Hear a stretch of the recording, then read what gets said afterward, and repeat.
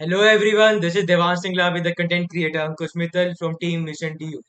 ये हमारी first YouTube video है। हमने स्टार्ट किया है YouTube वीडियोस बनाना। So we will talking about the strategy videos of the different subjects of the CUET exam.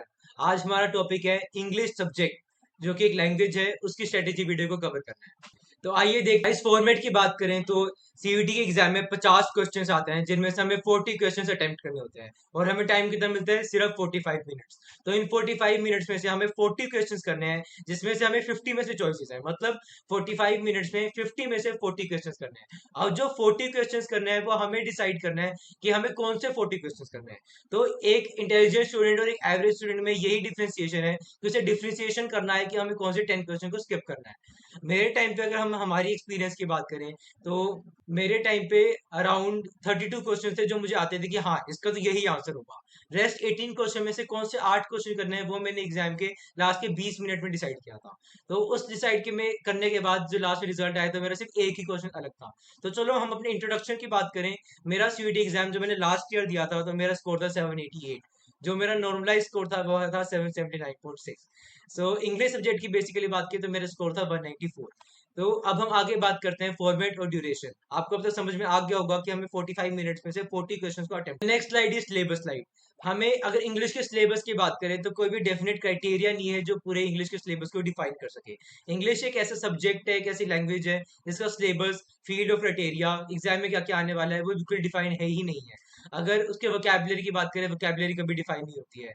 तो ग्रामर की बात करें, रीडिंग कॉम्प्रिहेंशन की बात करें, वो कहीं से भी आ सकता है। जरूरी है कि हमें उसको एनालाइज करना आता हो, उससे हमें सॉल्व करना आता हो, हमें पता हो कि हमें हमारे क्वेश्चंस कैसे सही करने हैं। So reading comprehension, vocabulary, word substitution, idioms, anything, antonyms, synonyms, rearranging, but हमें हर चीज को अटेम्प्ट करना आता हो। That is very very important in the English exam.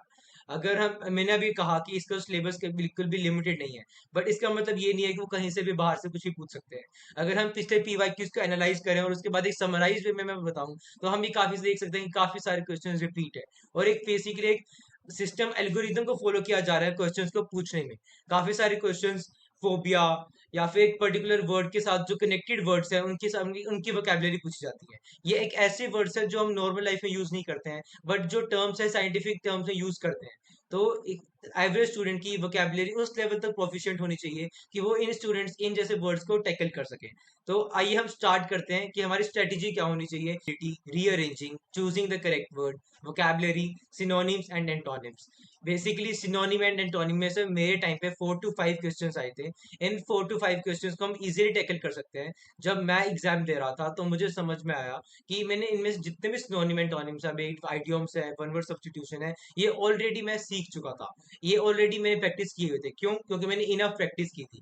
मैंने पीवाईक्यूज किया था, मॉक्स किया था। उसके बाद मुझे कुछ भी क्वेश्चन ऐसा नहीं लगा जो बाहर से था।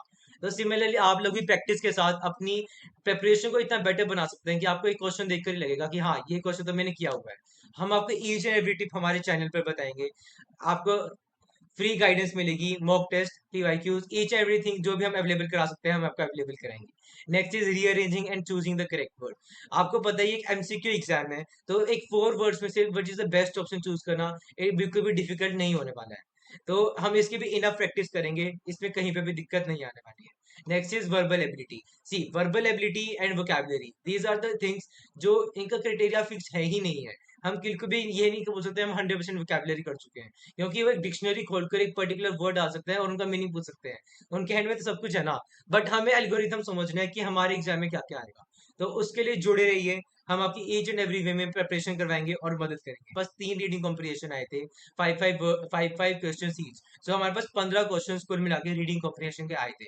बट इस साल के जो मॉक टेस्ट की बात करें तो उसमें 3 पैसेजेस है, मतलब 3 रीडिंग कॉम्प्रिहेंशन है, 10 10 क्वेश्चन ईच, तो 30 क्वेश्चन रीडिंग कॉम्प्रिहेंशन के हैं। सो हमें रीडिंग कॉम्प्रिहेंशन की खूब प्रैक्टिस करनी है। इंग्लिश लैंग्वेज में हमें क्या स्ट्रेटेजी फॉलो करनी है, ये सिर्फ मेरी स्ट्रेटेजी नहीं है। जिन्होंने भी सीयूईटी को एग्जाम को पास किया है उनको क्या स्ट्रेटेजी थी एग्जाम को इवेल्युएट करने के बाद, उन सबका एक समराइज स्लाइड है।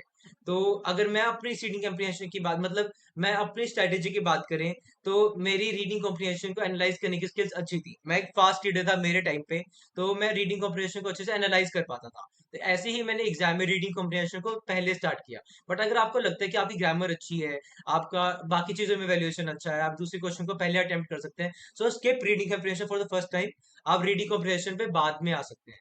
तो अगर आपको लगता है स्लो रीडर है, तो go for reading comprehension at the last. But if you think that you are a fast reader and you can find the and solve reading comprehension very quickly, then go for reading comprehension. See, अगर मैं अपने exam की बात करूं, तो मुझे 15 questions करने में 22 मिनट्स लगे थे। मैंने सोचा था कि 40 क्वेश्चंस हैं, मुझे 40 मिनट्स में करना है। लास्ट के 5 मिनट्स में मुझे सब देखना है कि मैंने कहीं मुझे ए करना था, मैंने डी तो नहीं कर दिया। मतलब पूरे एग्जाम का चेकअप करना है, मुझे कहीं पे भी गलती नहीं छोड़नी है।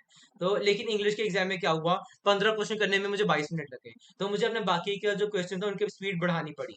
बट द थिंग इज, जो बाद वाले क्वेश्चन है वो जल्दी हो जाते हैं। That are only 1 to 2 liners each, और ऑप्शंस होते हैं, आपको डायरेक्ट पता होता है क्या आंसर है, तो उसमें ज्यादा टाइम नहीं लगता है। रीड वन वर्ड आइडियम्स और एंटोनिम सिनोनिम, ये डायरेक्ट क्वेश्चन होते हैं, इनमें बिल्कुल भी टाइम नहीं लगता है।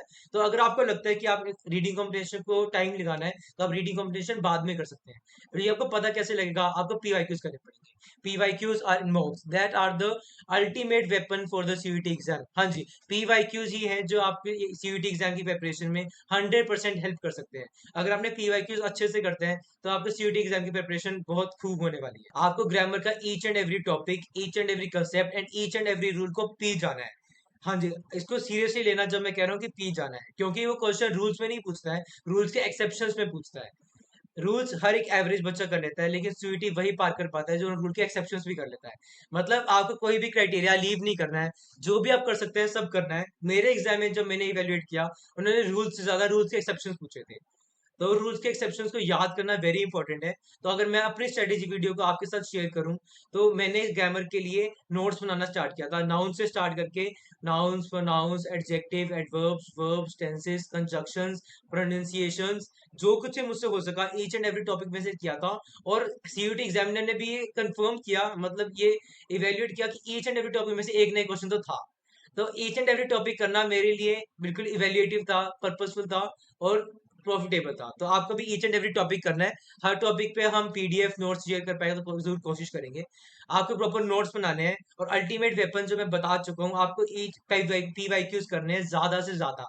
जितने आप पीवाईक्यूज करते हैं, आपके सीयूटी एग्जामिनेशन में आपके सिलेक्शन का क्राइटेरिया और बढ़ जाता है। तो पीवाईक्यूज और मॉक्स बिल्कुल भी नहीं छोड़ने हैं।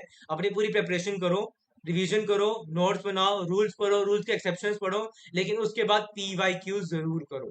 पीवाईक्यूज एंड मॉक्स जरूर जरूर करना है, क्योंकि इंग्लिश एक डाइवर्स फील्ड है। आप कॉलम भी लगा सकते हो, तो इसमें वो पूरा नहीं होगा। बट द थिंग इज, जो सीयूटी के पॉइंट ऑफ व्यू से पढ़ा जाए, हम उतना प्रिपरेशन करा सकते हैं कि 80 to 90% कवर हो सकता है। तो कहीं पे भी रुकना नहीं है, चलते रहना है, प्रिपेयर करते रहना है। इंग्लिश की प्रिपरेशन बहुत अच्छी होने वाली है। तो थैंक यू सो मच।